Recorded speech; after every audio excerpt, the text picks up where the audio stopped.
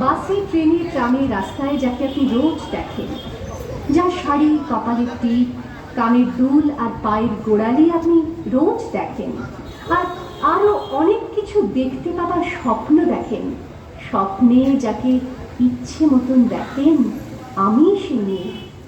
বিহারের প্রত্যন্ত গ্রামে দিনের আলোয় যার ছায়া মারানো আপনার ধর্মে নিষিদ্ধ, আর রাতের গভীরে যাকে বস্তি থেকে তুলে আনতে পাইক বরকন্দাজ পাঠান আপনি, আর সুসজ্জিত বিছানায় যার জন্য অপেক্ষায় অধীর হয় আপনার রাজকীয় লাম্পট্য, আমি সেই মেয়ে। আমি সেই মেয়ে।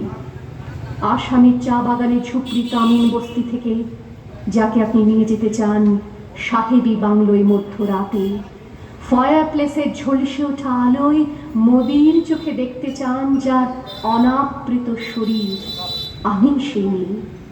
রাজস্থানের শুকনো উঠোন থেকে পিপাসার জল আনতে যাকে আপনি পাঠিয়ে দেন 10 মাইল দূরের সরকারি ইদারায়, আর 20 মাইল হেঁটে ক্লান্ত বিধ্বস্ত যে রমণী ঘরা কাকে ঘরে ফিরলেই যাকে বসিয়ে দেন চুলার আগুনের সামনে আপনার রুটি বানাতে, আমি সেই মেয়ে।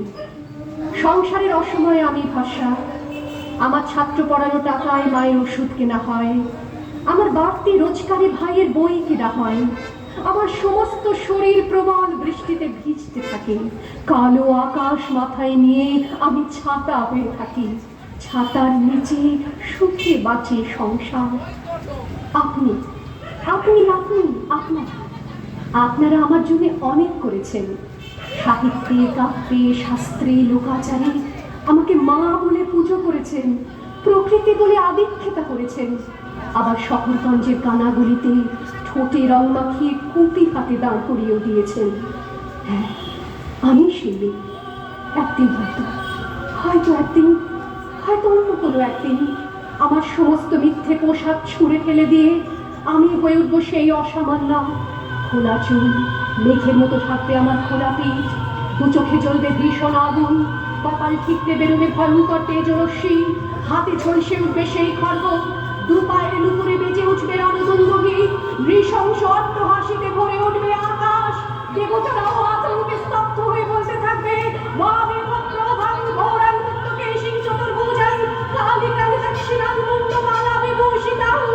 বিভৎস দাবানলের মতো আমি এগোতে থাকবো, আর আমার এগিয়ে যাওয়ার পথের দুপাশে মূল্যহীন অসংখ্য দেহ ছটফট করতে থাকবে, সভ্যতার দেহ, প্রগতির দেহ, উন্নতির দেহ, সমাজের দেহ।